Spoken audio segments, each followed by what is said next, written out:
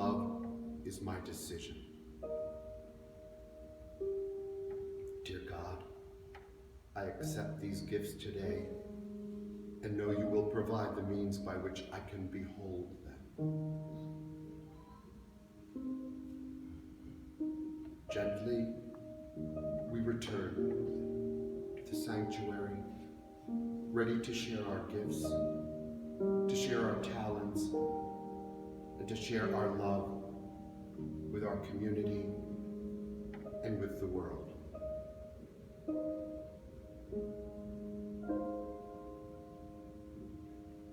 And so it is.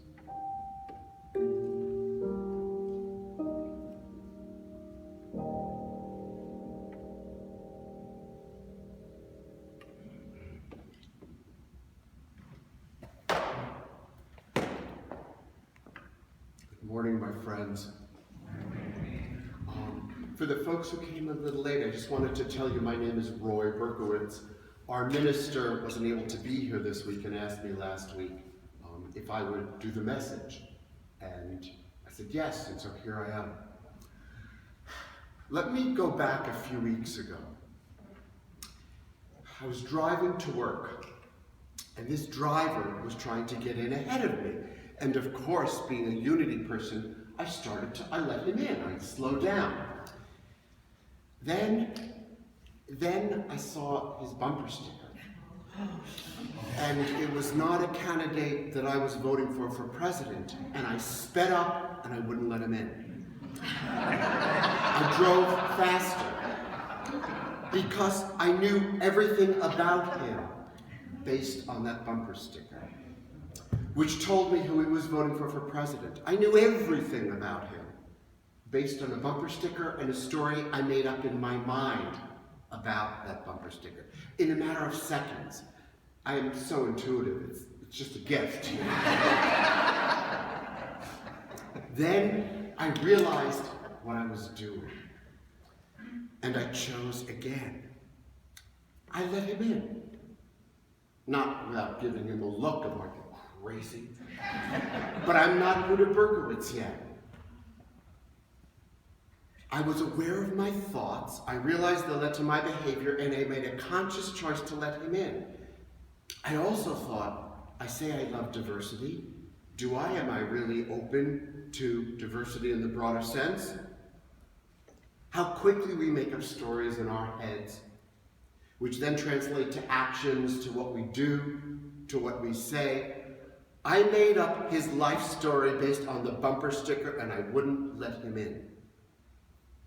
The stories we make up in our heads lead to a path of thinking, which lead to a script of feelings and actions, behaviors, and words.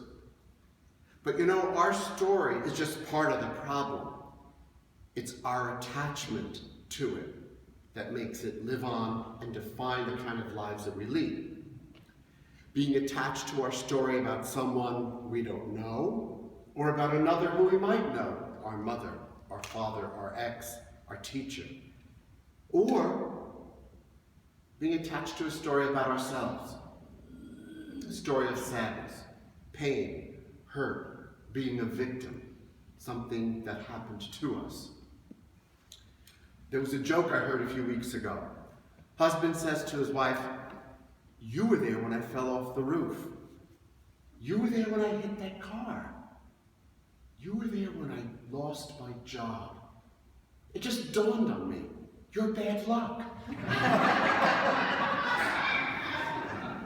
And I loved it, and I thought of it in doing this talk, because what if that's the story he decided to live with? It's an interpretation of it. You know, instead of the story of her love and support for him through thick and thin, it's his choice.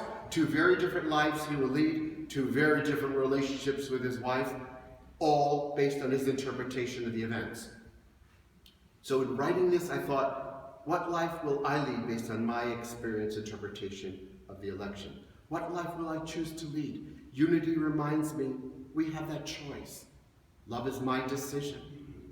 Now, that husband and wife thing, that's a joke. But what's not a joke is that we often do something like that based on our interpretation of the event. At least I do. make up our own tale to go along with what happened, or take an event from the past and make it live forever. Once upon a time, I was rejected by someone. Once upon a time, a teacher told me I couldn't sing. Once upon a time, my father said, "You'll never amount to anything," or "What makes you think you can do that?" But once upon a time becomes not just once upon a time. We live it today, and it becomes our tomorrow. So we believe that I am unattractive, a bad singer, I am stupid, a failure, I should never expect to be more than that.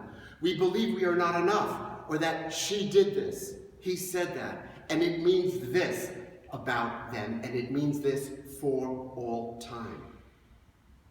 We believe that not just today, but tomorrow and perhaps forever. Holding on to a story is putting energy into the past and simply carrying unfinished business of the past into the future.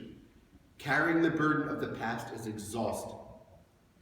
Charles Fillmore said, "Healthy state of mind is attained and continued when the thinker willingly lets go of the thoughts and takes on the new."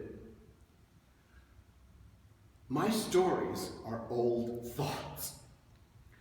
And when we tell and retell them, when we continue to get support for them, look for things to bolster our story about a person or a situation, and we live with that as our truth, we're often blocked from being loving and compassionate, from being our higher self. When we tell ourselves a single story about another, we have separated ourselves from our brother or from our sister. And as Course in Miracle reminds us over and over and over, when we have done that, we have separated ourselves from God. And by the way, the Course says there's only one problem, just one: separation from God. The Course also says, if you attack error in another, you will hurt yourself. You cannot know your brother when you attack him. Attack is always made upon a stranger, and you are making him a stranger. There are no strangers in God's creation. When God's children do not recognize each other, they do not recognize him. Well, Roy, certainly that doesn't apply to everyone. I mean, Jesus Christ certainly didn't mean everyone. Well, Roy, either you believe the Christ light is in everyone, or you don't. And I do attack error in others. I make up stories, and God, I replay them in my mind. It's as if it's my way to survive. I might make up stories based on my mood. Bad allergy day, bad traffic, bad hair day. I might make up stories based on previous volumes of stories that I've written about a situation or this person before. So I don't use the present moment at all. And that keeps me separate from my brother or sister, and therefore from God. I am the writer of those scripts which inform my interactions. I am also the director, the producer, the actor, the extras, the costume designer, the set designer, the gaffer, the sub-gaffer. I don't know what gaffers are, but I'm that. And I'm the ticket seller. And hopefully, I am the audience. I am the witness, the observer. As I was able to be at that moment in the car when I observed my thinking, and I chose again to let the driver get in. I am the creator of my life. We are all creators. We write the script of the people we meet, we see, that we pass by all the time, every moment, with our thoughts, with our actions, with our words. How often do we co-create, that is, create connected with a higher source, instead of creating up here behind enemy lines? Now, some days my scripts could be called As Good as It Gets, or this week, for me, Titanic. But on those days that I co-create scripts, they could be called Against All Odds, or even Superman. And my light shines everywhere and everywhere. And for those not into movies, I was told not to make assumptions. I'm referencing movie titles. Okay? Each day we have a choice. Each day you and I wake up and we can live Long Day's Journey into night, or Jesus Christ Superstar, and make up stories about another that's not about them, but that fits our theme du jour. Charles Fillmore suggests that what I need to do is gently brush away the cobwebs of negativity that have been dimming the glow of my spiritual light. Then I have no need to attach to the story of how right I was, or how unjustly treated I was, or how rude they were. Begone, you have no power here. Nobody says cobwebs of negativity, and I love that, because I've been dealing with a cobweb at home outside, and he says easily removed, and it really is easily removed. It also comes back really quickly, as my negative thoughts do. So, vigilance. I want to share a time when I had an opportunity to stick with a script that I had written and lived with for decades, or do a rewrite. Last century, 1990, my mother had died, and we were in Florida, my brother, my sister, my father. Now, my brother and I were always distant. He's 2 years younger than me.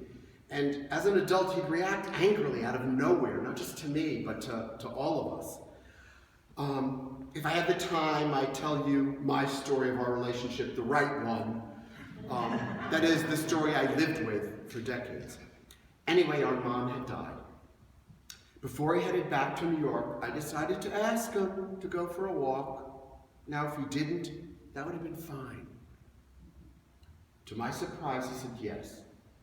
So we're walking, and at some point I asked, if there's ever a time you want to talk about a relationship, just let me know.